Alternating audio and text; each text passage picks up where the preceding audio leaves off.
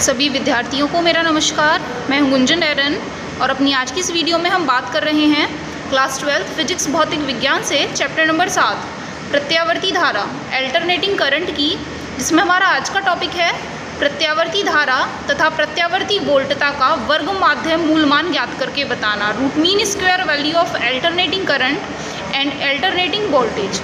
ये topic very important टॉपिकों में ही गिना जाता है। ये वाला क्वेश्चन एग्ज़ाम में अधिकतर पूछ लिया जाता है।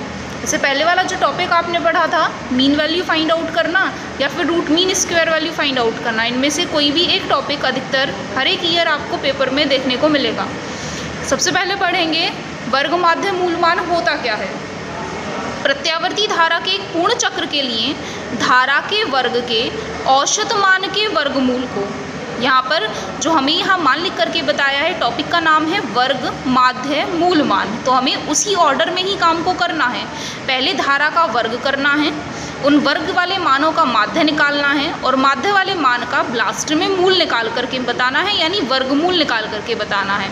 तो प्रत्यावर्ती धारा के एक पूर्ण चक्र के लिए धारा के वर्ग के औसत मान या कहें माध्य मान के वर्गमूल को ही प्रत्यावर्ती धारा का वर्ग माध्य मूल मान कहते हैं। सबसे पहले आई का वर्ग किया है, उसके ऊपर बार लगाया है, यानी कि उसके औसत मान की गणना की है और उसके बाद उसका मूल ज्ञात किया है, वर्गमूल निकाल करके बताया है। इंग्लिश में इसे रूट मीन स्क्वायर वैल्यू कहते हैं। इंग्लिश वाले वर्ड के हिसाब से चलेंगे तो उल्टे ऑर्डर में हमें चलना होता है।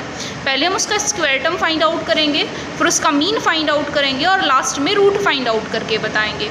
तो प्रत्यावर्ती धारा के एक पूर्ण चक्र के लिए धारा के वर्ग के औसत मान के वर्गमूल को प्रत्यावर्ती धारा का वर्ग माध्य मूल मान कहते हैं। इसे IRMS से प्रदर्शित करते हैं, क्योंकि इंग्लिश में से रूट मीन स्क्वायर कह रहे हैं, इसीलिए सभी के फर्स्ट लेटर को इकट्ठा करके इसका सफिक्स बना दिया गया IRMS।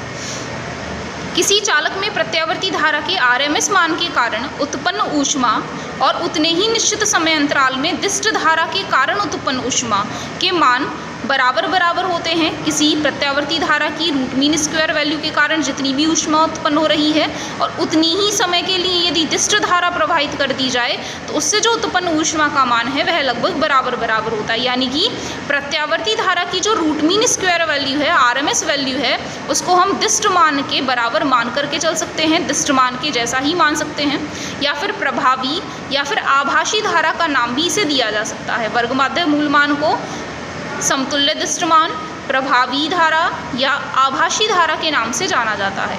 इसके बाद हमें इनके लिए डेरिवेशन पढ़ना है। वर्ग माध्य मूल मान के लिए व्यंजक का मान क्या होता है।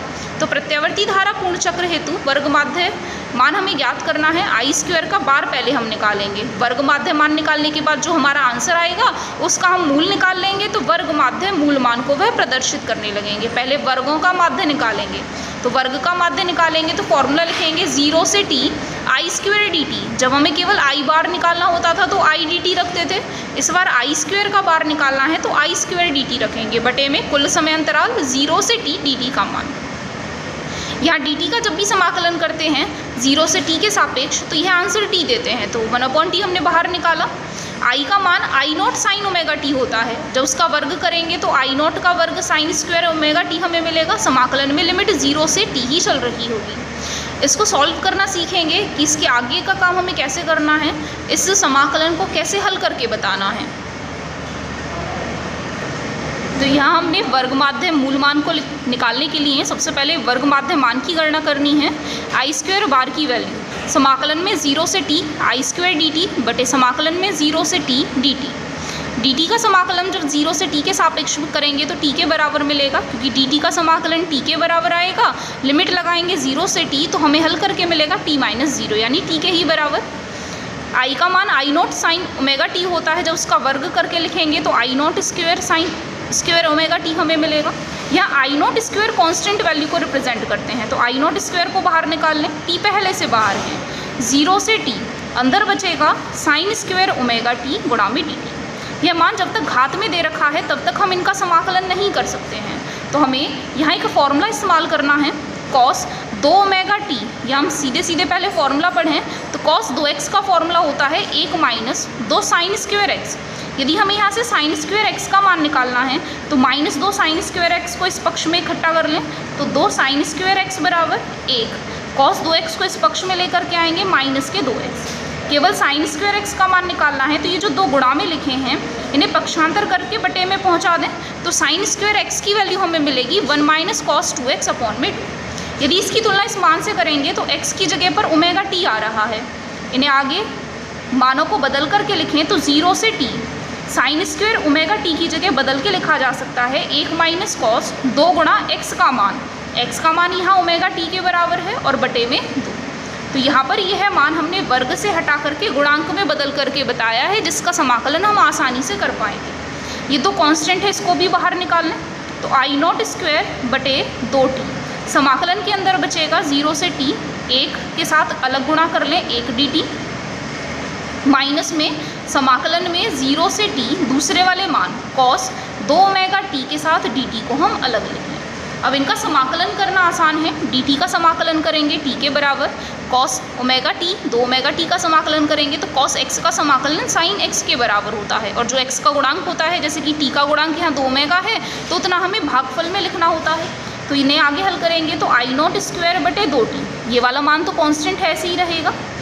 dt का समाकलन t के बराबर, लिमिट लगानी है 0 से t माइनस कॉस x का समाकलन होता है साइन x के बराबर, तो साइन 2 ओमेगा टी, साथ ही x का जो भी गुणांक है उसे भागफल में लिखना होता है, तो बटे में 2 ओमेगा लिखेंगे और लिमिट चल रही है 0 से t। इनकी लिमिट रख करके बताएं, यहाँ पर t की जगह पर अपर लिमिट पहले t रखेंगे माइनस लोअर लिमिट 0 रख करके बताएंगे।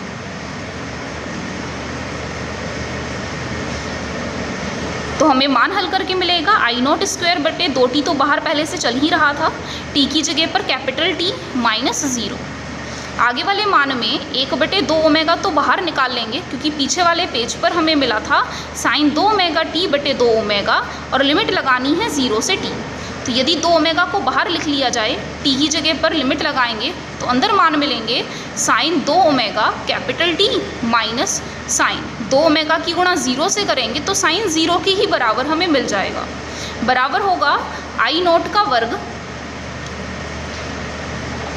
तो यहाँ पर हमने इन्हें लिमिट रख करके बताई, t की जगह पर कैपिटल T और एक बार t की जगह पर 0 रख लेने पर, तो आई नॉट स्क्वायर बटे 2t। इन्हें हल करेंगे, t में से 0 घटाएंगे t ही बचेगा, माइनस में 1 बटे 2 ओमेगा।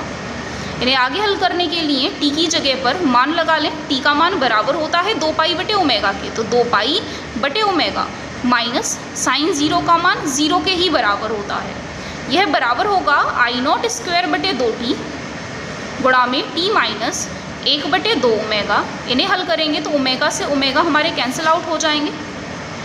यहाँ पर हल करके 4 पाई बच रहे होंगे, साइन 4 पाई का मान फिर से 0 के ही बराबर होता है, तो 0 माइनस 0 की गुणा किसी भी मान में कर लेते हैं तो वह मान भी 0 में ही बदल जाता है, तो ये पूरा का पूरा मान 0 हो जाएगा। केवल यहाँ पर t बच रहे होंगे, t से t भी काट दें तो आई नॉट स्क्वायर बटे 2 हमें वैल्यू मिल रही होगी आई स्क्वायर बार की, यानी कि वर्ग माध्य मान का मान हमें प्राप्त हुआ आई नॉट स्क्वायर बटे 2।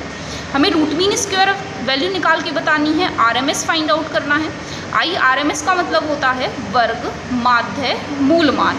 तो ये जो आंसर आया है, यदि इसका मूल और निकालें, इसका वर्गमूल निकालें, तो आई नॉट का वर्ग बटे 2।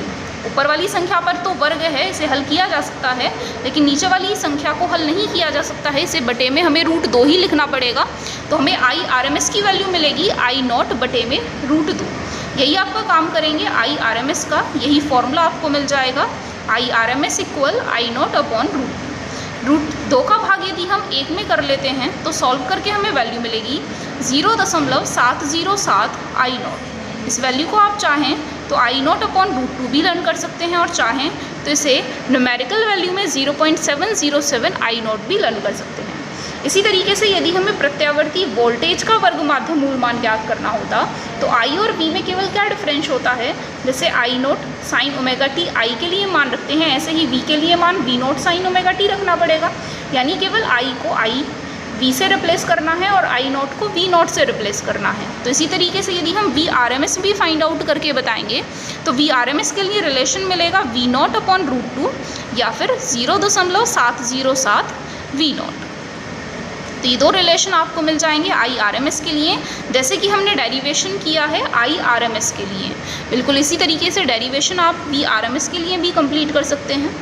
साथ ही आप यहाँ देखेंगे जो हमारा समाकलन के अंदर मान चल रहा था ये जो समाकलन था 0 से t आई स्क्वायर ओमेगा t का यदि आप समाकलन करेंगे तो इस पूरे मान को समाकलन करने के बाद लास्ट में हमें जो मान मिले हैं आई स्क्वायर t तो पहले भी थे और अब भी थे, इन दोनों मानों की तुलना करोगे तो यहाँ आई स्क्वायर टी तो अब भी लिखे हुए हैं और आई स्क्वायर अपॉन टी अब भी लिखे हुए हैं। समाकलन में हमें कितना आंसर मिला है, t/2 के बराबर मिला है। यही तो पार्ट एक्स्ट्रा आया है जब हमने इस पूरे पार्ट का समाकलन किया है, तो इस पूरे पार्ट का समाकलन हमें मिल रहा है t/2। तो आप डायरेक्टली भी इनका समाकलन याद कर सकते हैं। तो आपको रिलेशन मिल जाएगा 0 से t sine square omega T dt का मान t/2 के बराबर होता है। यहाँ पर तो डेरिवेशन आपको कंप्लीट ही करके बताना है, लेकिन कुछ न्यूमेरिकल क्वेश्चंस में आप इस वैल्यू को डायरेक्टली इस्तेमाल कर सकते हो कि समाकलन यदि हम कर रहे हैं साइन स्क्वायर ओमेगा टी का 0 से t लिमिट के बीच में, तो आंसर t/2 के बराबर आएगा। तो इस रिलेशन को अगर आप याद कर लेंगे तो न्यूमेरिकल क्वेश्चंस को सॉल्व करने में आपको इतना समय नहीं लगाना पड़ेगा कि सारी की सारी वैल्यूज़ आपको सॉल्व नहीं करनी पड़ेंगी, डायरेक्टली वहाँ आप इस समाकलन की वैल्यू पुट कर पाएंगे। नेक्स्ट पढ़ें, प्रत्यावर्ती धारा की विशेषताएँ क्या होती हैं। तो हमने यहाँ लिखा है प्रत्यावर्ती धारा की विशेषताएं। इनमें पहला है गुण, प्रत्यावर्ती धारा का उत्पादन, प्रेषण और वितरण दिष्ट धारा की तुलना में अधिक सुविधाजनक होता है और सस्ता होता है। दिष्ट धारा को प्रेषित कर पाना इतना आसान नहीं है। दिष्ट धारा को तो संचित करके ही हम प्रेषित कर सकते हैं, लेकिन प्रत्यावर्ती धारा को हम डायरेक्टली ट्रांसमिशन कर सकते हैं एक जगह से दूसरी जगह पर। तो प्रत्यावर्ती धारा का उत्पादन करना, प्रेषण करना और वितरण करना दिष्ट धारा की तुलना में अधिक सुविधाजनक होता है और सस्ता होता है। इसका दूसरा विशेषता हम पढ़ें तो दिष्टकारी की सहायता से प्रत्यावर्ती धारा को दिष्ट धारा में सरलतापूर्वक परिवर्तित किया जा सकता है। प्रत्यावर्ती धारा है, हमें वहाँ प्रत्यावर्ती धारा की जगह दिष्ट धारा की जरूरत है, तो हम एक दिष्टकारी की सहायता से उस प्रत्यावर्ती धारा को दिष्ट धारा में बदल करके इस्तेमाल कर सकते हैं। नंबर 3, ट्रांसफार्मर की सहायता से यदि उच्च प्रत्यावर्ती वोल्टता की धारा हमारे पास है तो उसे हम निम्न में, और यदि हमारे पास निम्न प्रत्यावर्ती वोल्टता की धारा है तो उसे हम उच्च प्रत्यावर्ती वोल्टता में परिवर्तित करके इस्तेमाल कर सकते हैं। ट्रांसफार्मर की मदद से उच्च प्रत्यावर्ती वोल्टता को निम्न में और निम्न वाली प्रत्यावर्ती वोल्टता को उच्च में बदल करके इस्तेमाल किया जा सकता है। लेकिन इनके कुछ दोष भी रहे। दोषों में पहला दोष होता है दिष्ट धारा की तुलना में प्रत्यावर्ती धारा अधिक खतरनाक हो सकती है। क्यों खतरनाक होती है? क्योंकि प्रत्यावर्ती वोल्टता का शिखर मान जो होता है वो इसके आरएमएस मान का √2 गुना होता है, और √2 का मान 1.414 यानी 1 से बड़ा होता है। इसीलिए ये जो प्रत्यावर्ती धारा है इसकी जो मैक्सिमम वैल्यू है वो दिष्ट धारा की तुलना में √2 गुना ज़्यादा मान रखती है। तो दिष्ट धारा की तुलना में इसीलिए प्रत्यावर्ती धारा को अधिक खतरनाक माना जाता है। इसके बाद इसका दूसरा दोष क्या होता है, प्रत्यावर्ती धारा किसी तार के समस्त अनुप्रस्थ काट क्षेत्र से समान रूप से प्रवाहित नहीं होती है, बल्कि तार की सतहों पर धारा का घनत्व ज़्यादा होता है और इसके अंदर इसका घनत्व कम होता है। तो इस तरीके से ये पूरे के पूरे क्षेत्रफल में समान रूप से वितरित नहीं होती है, बल्कि सतहों पर यह अधिक मात्रा में प्रवाहित हो रही होती है। इसे हम कहते हैं स्किन इफेक्ट, त्वचिक प्रभाव, यानी स्किन आउटर सरफेस पर इसका प्रभाव ज़्यादा देखने को मिलता है, अंदर वाले बॉडी पार्ट में यह समान रूप से वितरित नहीं हो रही होती है। तो इस प्रभाव को हम स्किन इफेक्ट यानी कि त्वचिक प्रभाव का नाम देते हैं। इसका नंबर 3 दोष होता है विद्युत अपघटन विधि में प्रत्यावर्ती धारा का उपयोग हम नहीं कर सकते हैं। कोई भी विद्युत अपघटन हमें करना है तो उसमें हम प्रत्यावर्ती धारा का उपयोग नहीं कर सकते हैं, उसके लिए हमें दिष्ट धारा की ही जरूरत होती है। इसी से रिलेटेड जो अभी हमने डेरिवेशंस पढ़े हैं उसी से रिलेटेड हमने यहाँ कुछ क्वेश्चंस लिखे हैं, उनको भी पढ़ेंगे। पहला क्वेश्चन है प्रत्यावर्ती धारा I बराबर I1 cos omega T plus I2 sign omega T के लिए धारा की आरएमएस मान की गणना करनी है। अभी तक जो हमने डेरिवेशन किया था आरएमएस वैल्यू के लिए वह हम I बराबर I0 साइन ओमेगा टी लेकर के चल रहे थे। इस बार I का मान हमें अपनी तरफ से दिया गया है। I आरएमएस वैल्यू हमें फाइंड आउट करके बतानी है। सबसे पहले हम वर्ग माध्य मान ज्ञात करेंगे, I स्क्वायर का बार ज्ञात करेंगे। तो उसके लिए फॉर्मूला होता है 0 से t I square dt। I का वर्ग करके लिखेंगे तो इस पूरे मान का वर्ग करेंगे तो a plus b whole square का फॉर्मूला लगाना पड़ेगा। a की घात 2 प्लस b की घात 2 प्लस 2ab। पहले वाले मान का वर्ग करेंगे तो I1 square cos square omega T plus दूसरे वाले मान का वर्ग करेंगे तो I2 square sine omega T plus 2 गुणा पहला मान गुणा दूसरा मान हल करेंगे तो 2I1 I2 cos omega T गुणा में साइन ओमेगा टी। साथ में dt तो चल ही रहे हैं और बटे में होता है 0 से t dt। अब इन्हें अलग अलग हल करने के लिए नीचे वाले का तो समाकलन t के बराबर हो गया, इसलिए हमने 1/t को बाहर लिख लिया है, पहले वाले मान में से I1 स्क्वायर कॉन्स्टेंट है, समाकलन के अंदर बचेगा cos स्क्वायर ओमेगा टी। ऐसे ही यहाँ I2 स्क्वायर कॉन्स्टेंट है, समाकलन के अंदर बच रहे होंगे साइन स्क्वायर ओमेगा टी। और तीसरी बार में 2I1 I2 कॉन्स्टेंट हैं, यदि हम 2 का इस्तेमाल अंदर कर लें तो 2 साइन एक्स गुणा कॉस एक्स, यह फॉर्मूला होता है साइन 2x का। यह भी एक फॉर्मूला आपको याद कर लेना है। फॉर्मूला होता है 2 साइन एक्स गुणा कॉस एक्स बराबर होता है साइन 2x के। यहाँ पर यही फॉर्म बन रही है 2 साइन एक्स गुणा कॉस एक्स, तो बदल करके साइन 2x लिख सकते हैं, इसीलिए साइन 2 गुणा एक्स का मान हमने इसे बदल के लिखा है और I1 I2 जो कांस्टेंट थे उन्हें बाहर निकाल लिया है। इन्हें और आगे हल करने के लिए 1/t I1 स्क्वायर तो हमारे कांस्टेंट थे ही। अभी पीछे जब हमने डेरिवेशन पढ़ा था तो cos स्क्वायर ओमेगा टी और साइन स्क्वायर ओमेगा टी दोनों के लिए समाकलन की वैल्यू सेम ही मिलने वाली है। हमने पीछे भी साइन स्क्वायर ओमेगा टी का समाकलन पढ़ा था और जिसका आंसर आपको t/2 बताया गया था, डायरेक्टली याद करने के लिए कहा गया था। तो इसलिए cos square omega T dt का समाकलन हमने बदल करके t/2 लिखा है। आप चाहें तो इसका समाकलन अपनी तरफ से पूरे प्रोसीजर के साथ कर सकते हैं। ऐसे ही साइन स्क्वायर ओमेगा टी का समाकलन t/2 होता है। साइन 2 ओमेगा टी का यदि आप समाकलन करके देखेंगे तो साइन 2 ओमेगा टी का समाकलन होता है माइनस कॉस 2 ओमेगा टी। इन्हें आप जब आगे हल करेंगे तो एक मान t रखने पर यह कॉस 4 पाई दे रहे होंगे जिसका मान 1 होता है, बीच में माइनस लगाएंगे, फिर कॉस 0 लगाएंगे तो उसका मान भी 1 होता है, यानी कि कुल मिलाकर के वैल्यू हमें 0 मिल रही होगी। इन्हें और आगे हल करें तो टी की गुणा अंदर कर लेने पर I1 स्क्वायर बटे 2 प्लस I2 स्क्वायर बटे 2, सभी में से बटे में 2 कॉमन निकाल लें या एलसीएम इनका ले लें तो I1 square plus I2 square upon 2, ये हमें मिलेगी I स्क्वायर बार की वैल्यू। हमें निकाल के बताना है IRMS, तो इसका हमें वर्गमूल लगा करके लिखना पड़ेगा, तो इसीलिए IRMS की वैल्यू हमें मिलेगी 1/√2 इंटू में square root of I1 square plus I2 square, और यही हो जाएगा आपके दिए गए धारा के मान के लिए root mean square value of alternating current. इसके बाद नेक्स्ट क्वेश्चन क्या दिया है, किसी 50 हर्ट्ज आवृत्ति के जयावक्रीय प्रत्यावर्ती वोल्टता, जयावक्री का मतलब होता है साइन वेव के फॉर्म में दे रखा है प्रत्यावर्ती धारा को, का वर्ग माध्य मूल मान 200√2 वोल्ट है, तो इसकी तात्क्षणिक वोल्टा का समीकरण ज्ञात करके बताना है। हमें 50 हर्ट्ज आवृत्ति दे रखी है, न्यू का मान 50 हर्ट्ज के बराबर दिया है, VRMS की वैल्यू 200√2 वोल्ट के बराबर दी है, तात्क्षणिक वोल्टा यानी V के लिए हमें समीकरण लिखनी है जो कि V नॉट इक्वल्स V बराबर V naught sine omega T के फॉर्म का होता है। V बराबर V naught sine omega T हमें फाइंड आउट करने के लिए V नॉट की जरूरत पड़नी होगी और यहाँ ओमेगा टी की जरूरत पड़ेगी। तो अभी आपने एक रिलेशन पढ़ा था VRMS इक्वल होता है V नॉट अपॉन √2, तो यदि V नॉट की वैल्यू फाइंड आउट करेंगे तो VRMS इंटू में √2 हमें मिल जाएगा, √2 VRMS के साथ गुणा में चला जाएगा। ओमेगा के लिए फॉर्मूला होता है 2 pi new, 2 pi upon T पढ़ते थे एक फॉर्मूला, अब 1/t न्यू के इक्वल होता है, तो न्यू के पदों में ओमेगा का फॉर्मूला हो जाएगा 2 पाई न्यू, इंटू में टी चल ही रहे हैं। VRMS हमें क्वेश्चन में दे रखे हैं 200√2, √2 ऐसे का ऐसा, पाई का मान 3.14, ओमेगा का मान 50 के बराबर दिया है। इन्हें आगे हल करेंगे तो गुणा करके हमें 314t मिलेगा और इन दोनों की गुणा करके 400 मिलेगा, तो हमें V के लिए फॉर्मूला मिल जाता है V बराबर 400 साइन 314t, यही आपका हो जाएगा तात्क्षणिक वोल्टता का समीकरण, V बराबर 400 साइन 314t वोल्ट। इसके बाद नेक्स्ट क्वेश्चन है प्रत्यावर्ती वोल्टता का मान V बराबर 400 साइन 100 पाई टी दे रखा है, तो इस वोल्टता की आवृत्ति हमें ज्ञात करनी है। हमें क्वेश्चन में V की वैल्यू दे रखी है, लेकिन हम स्टैंडर्ड फॉर्म में पढ़ें तो V equal V naught sine omega t या V naught sine 2 pi nu t होता है, क्योंकि ओमेगा की वैल्यू 2 पाई न्यू के इक्वल होती है। यदि हम दोनों समीकरणों की तुलना करेंगे तो V नॉट का मान 400 के बराबर मिलेगा और 2 पाई न्यू का मान 100 पाई के बराबर मिलेगा, तो यहाँ से हल करेंगे तो न्यू का मान 50 हर्ट्ज हो जाएगा। हमें आवृत्ति ज्ञात करनी थी तो आवृत्ति का मान हमें मिल जाएगा न्यू बराबर 50 हर्ट्ज। अगर क्वेश्चन में हमें शिखर मान और पूछा गया होता तो शिखर मान का आंसर हमें मिल जाता V नॉट बराबर 400 वोल्ट। इसके बाद नेक्स्ट क्वेश्चन में लिखा है किसी प्रत्यावर्ती धारा परिपथ में धारा का शिखर मान 5 एम्पियर है, शिखर मान यानी कि I नॉट की वैल्यू, यदि परिपथ में प्रत्यावर्ती धारा अमीटर और नंबर 2 पार्ट में दिष्ट धारा अमीटर जोड़ा गया है तो उनके पाठ्यांक क्या होंगे।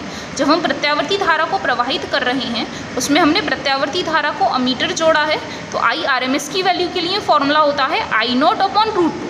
I नॉट की वैल्यू 5 दे रखी है, √2 का मान 1.414 होता है, भाग करके हमें वैल्यू मिलेगी 3.535 एम्पियर। तो यही हो जाएगा पाठ्यांक जब प्रत्यावर्ती धारा अमीटर को परिपथ में जोड़ा गया है।